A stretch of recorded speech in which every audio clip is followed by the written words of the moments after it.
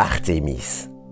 Depuis quelques années maintenant, et dès que l'on parle de lune, de vol spatial habité ou d'exploration de façon générale, ce nom est sur toutes les bouches. Et il y a de quoi. C'est difficile, il faut l'avouer, de faire plus excitant que le retour de l'homme sur la Lune d'ici quelques années. Mais justement, où en est le retour de l'homme sur la Lune? C'est ce que je vous propose de découvrir dans cet épisode. Néanmoins, avant d'aller plus loin, j'aimerais vous inviter à vous abonner si vous ne l'êtes pas encore, ainsi qu'à partager cet épisode et venir discuter dans les commentaires si vous en avez envie. Allez, sur ce, j'ai déjà bien trop parlé. On se retrouve après le générique.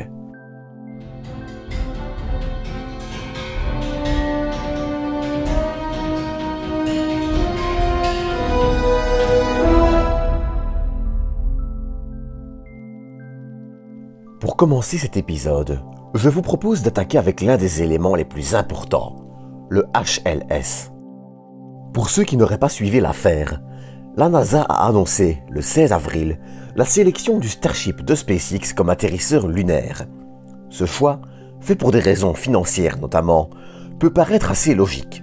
Après tout, là où les atterrisseurs de Blue Origin et Dynetics ne sont pas encore physiquement existants, SpaceX ne cesse de prouver sa capacité à avancer vite avec son Starship, ce qui est un élément important pour le retour de l'homme sur la Lune d'ici 2024. Si cette date sera décalée d'un an ou deux, il est, cependant, encore trop tôt pour le dire, mais une chose est certaine, la NASA veut aller vite. Ainsi, la NASA avait annoncé depuis longtemps vouloir sélectionner 2 atterrisseurs pour envoyer des hommes sur la Lune. Et ça a posé problème. Car il ne faut pas l'oublier, mais de leur côté, les atterrisseurs de Blue Origin et Dynetics sont loin d'être inintéressants. Dans le cas de Dynetics, par exemple, la compagnie a déjà plusieurs décennies d'expérience en matière de missiles, guidage, radar, et est impliquée dans la propulsion de la capsule Orion et le programme SLS. Blue Origin, de leur côté, avec la National Team, regroupe des compagnies comme Lockheed Martin et Northrop Grumman, qui ont eux aussi une expérience en béton dans le spatial et le programme Apollo. En rajoutant à cela l'existence d'une forme de concurrence entre Jeff Bezos et Elon Musk, ainsi que la contestation de ce premier, il n'en aura pas fallu plus pour que l'affaire prenne presque des proportions d'État. L'affaire s'est ainsi emparée du Sénat, provoquant des débats parfois assez houleux. Dans la foulée, la NASA en a profité pour demander une rallonge de budget de 10 milliards, dont 5 pour Artemis. Car pour couronner le tout, et c'est peut-être une chance pour la NASA, il faut ajouter les récents exploits de la Chine avec le rover Tuolang, ou le lancement du module Tianhe de la station spatiale chinoise, ou encore la mission de retour d'échantillons lunaires Tianghe 5. Sans être dans une situation de guerre froide, il est malgré tout raisonnable de dire que la montée en puissance de la Chine spatiale inquiète.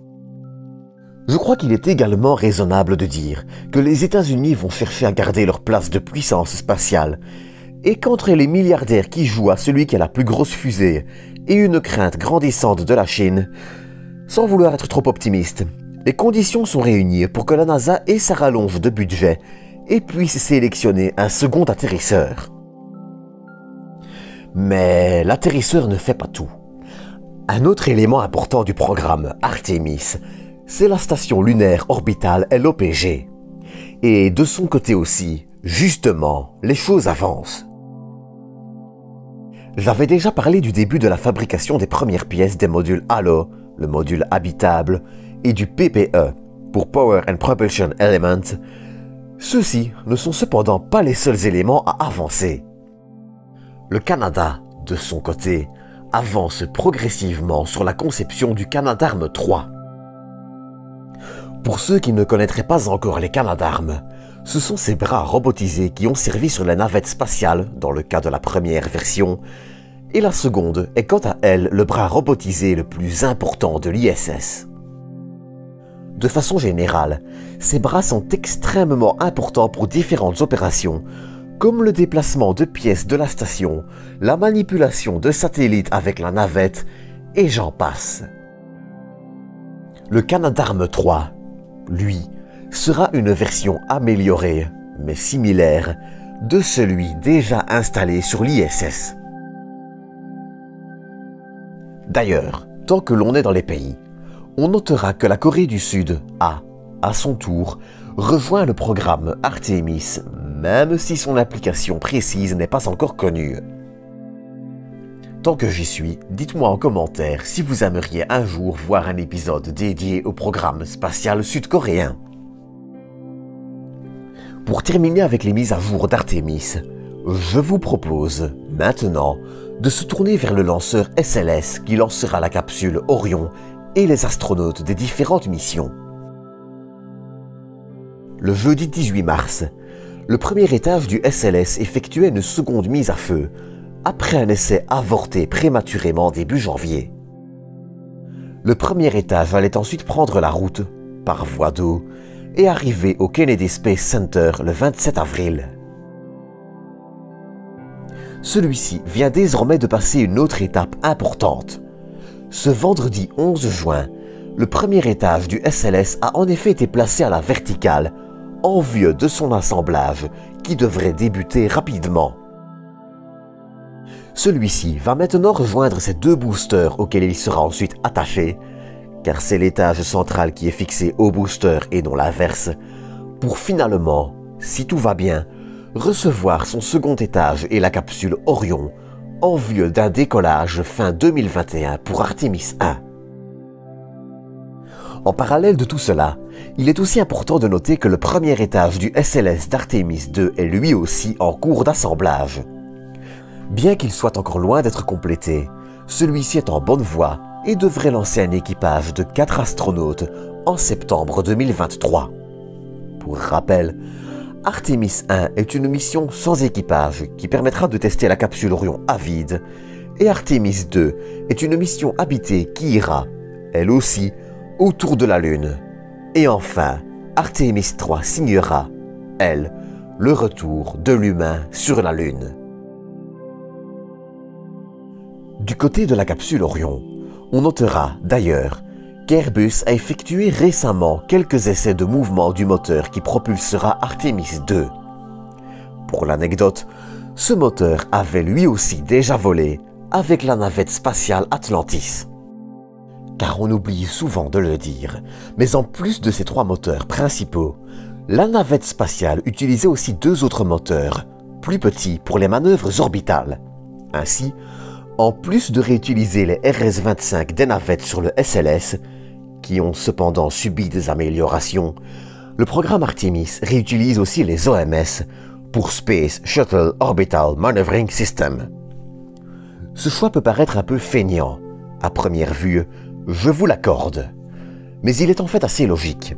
Ces moteurs cumulent des dizaines de vols, ont fait preuve d'une sécurité et d'une efficacité sans égale, sont souvent des bijoux de technologie et permettent une réduction des coûts. Il ne faut en effet en plus pas oublier que les OMS ont été conçus pour voler sur 100 missions, s'allumer 1000 fois et fonctionner 15 heures au total. Bien que radicalement différents et difficilement comparables, ils n'ont rien à envier aux moteurs Merlin ou Raptor de SpaceX.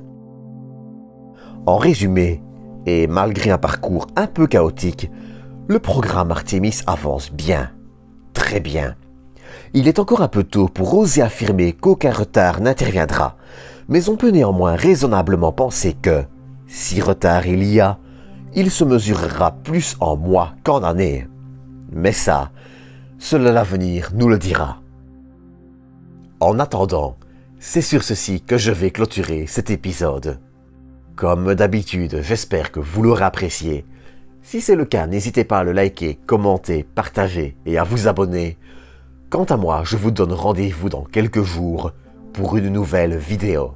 D'ici là, prenez soin de vous, prenez soin des autres et à bientôt pour une nouvelle dose d'espace.